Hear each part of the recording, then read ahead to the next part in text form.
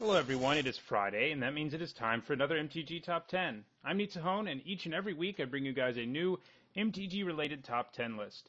Today we're looking at the top 10 cards in Kaladesh for constructed formats. In the past, when I've made these videos, I've had a pretty solid success rate, with about 85% of the cards appearing on those lists, also appearing in top 8 finishes at Pro Tours and Grand Prix. Let's see if I can keep it up with Kaladesh. All the cards on this list are cards that I think are good enough to see play in constructed formats. It is worth noting that the formats I am most acquainted with are Standard and Modern, and for the most part, those will be the formats I am sticking to. For each of these cards, I will discuss where I best see the card fitting. Let's get started with a few honorable mentions. Both of these cards, Fragmentize and Ceremonious Rejection, while I think that it is very likely that they see play, I see them as mostly being sideboard cards, and because of that, I didn't want them to take up slots of cards that I think will be seeing play in the main boards of competitive decks. Fragmentize seems efficient enough to see play in modern decks to combat artifact-based decks like Lantern Control and Affinity. White doesn't currently have quite such an efficient way to blow up artifacts or enchantments, so 1 mana is a really good deal. It could also see play in Standard depending on how prevalent artifact-based decks become in the new Standard. Ceremonious Rejection, on the other hand, will find its way into both Standard and Modern sideboards, and of that I'm almost completely certain. In Modern, it can combat multiple decks, Eldrazi, Lantern Control, and Affinity, and in Standard it can combat the T-Merge decks as well as Emrakul. It is worth noting that in Standard it will unfortunately not stop the cast triggers of the Eldrazi from when they're countered, and while getting mind-slavered by Emrakul sucks, it is a lot less scary than dealing with a 13/13 flyer that is pretty impossible to deal with. At number 10, I have Dovin Baan. Look, a majority of Planeswalkers end up breaking into Constructed one way or another, and I think Dovin Baan continues this trend. He is too good not to. He does have a bit of a low starting loyalty, but he has a +1 that protects him by weakening creatures and also adding the gravy of shutting off problematic activated abilities, and he has a -1 that draws you cards and gains you life. He may slide into the Spirit decks that already have a presence in Standard, and he will certainly appear in any control deck that happens to be running blue and white, as he does exactly what you want a card to do in control. He protects himself, or what you want a Planeswalker to do, and he draws you cards and gains you life. Next on this list is Blossoming Defense. This is a card I think mostly sees play in Modern. I don't really see it being anywhere in Standard. I think it will be a good addition to Infect decks, and maybe even to Death Shadow decks. The nice thing about this card is that it gets around the perpetual thorn in the side of Infect, and to a lesser extent in Death Shadow, Spellskite. Spellskite is a go-to hate card against Infect, but cards that say target creature you control can't be redirected by the Spellskite, and that's what Blossoming Defense says. Additionally, and probably more importantly, this card can be used to negate a removal spell, much in the same way that Vines of Vastwood is currently used. While it isn't quite as good as the Vines, I think I can see a few copies of this making it into pre-board Infect lists as sort of copies 5 and 6 of Vines of Vastwood, and maybe another copy or two in the sideboard when you suspect your opponent is bringing in Spellskite.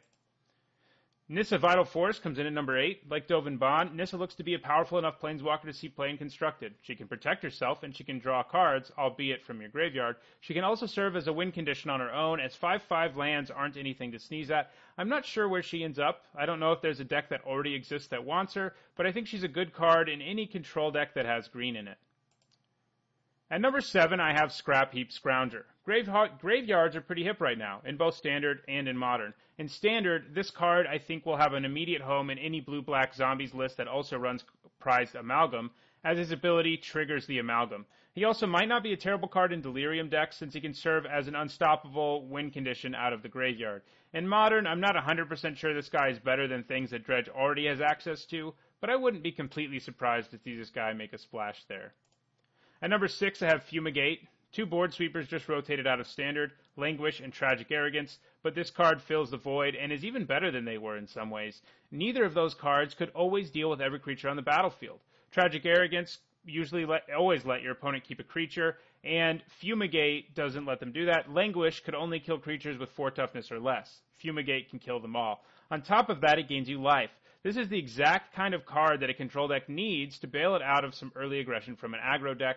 I wouldn't be surprised to see Fumigate alongside another card that I think has control written all over it on this list, Dovin Baan. At number 5, I have Angel of Invention. I can see this card as a possible one-of in green-white token decks as a curve topper, which will still be strong after rotation. Green-white token decks will be, that is.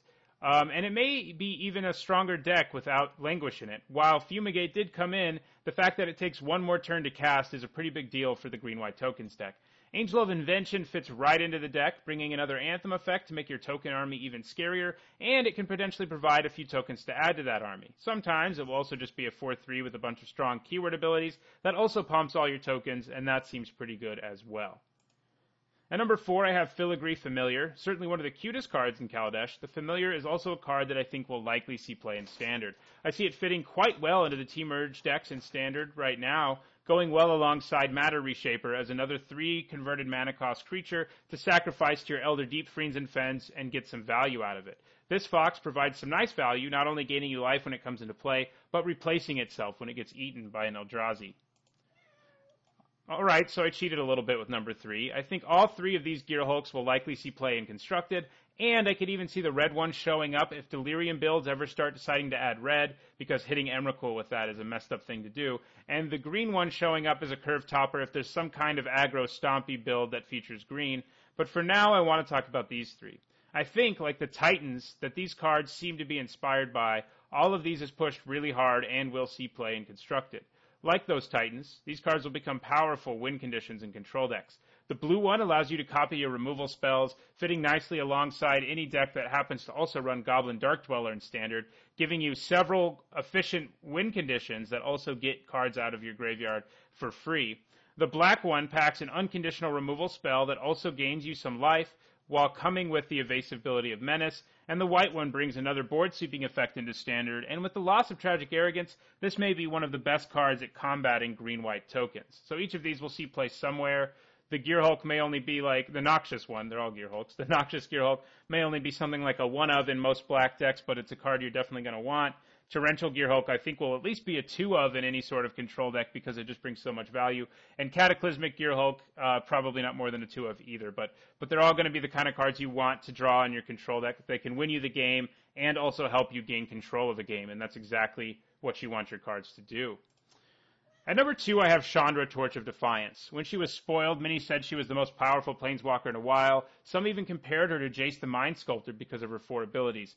I don't think she's quite that strong. While I think she will certainly see play in any standard control deck that happens to be running red, and could even feature in a deck featuring some of the oaths from Oath of the Gatewatch and the one from Eldritch Moon, since there are so many good Planeswalkers right now, I'm not convinced she will see play in Modern. I think she might be a little too slow for Jund decks, where she might shine in Modern is in a more controlling deck like Blue Moon.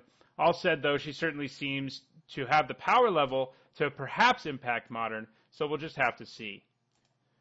At number 1, I have the Fastlands. This is pretty obvious, but the Fastlands are going to see play in both Standard and Modern. The other half of the Fastland cycles is mostly used in Jund decks in Modern, and Blooming Marsh will fit right into that deck. Any sort of deck that happens to be running these colors in Modern may also be happy to run these because it's easy to get. These are an easy way for you to get access to multiple colors of mana in the early going of the game without having the land come into play tapped or having it be a shock land or anything like that. So they're pretty great to have. And obviously they're also going to see play in Standard. Standard always, the dual lands that exist always see play because if you want to be playing 2 to 3 colors, you have to have them. So that does it for this week's MTG Top 10. If you enjoyed this video, don't forget to click the like button. If you have any cards you think I should have included or think I shouldn't have included any that I did, let me know in the comments. And if you want to make sure you catch my MTG Top 10 every single week, don't forget to subscribe.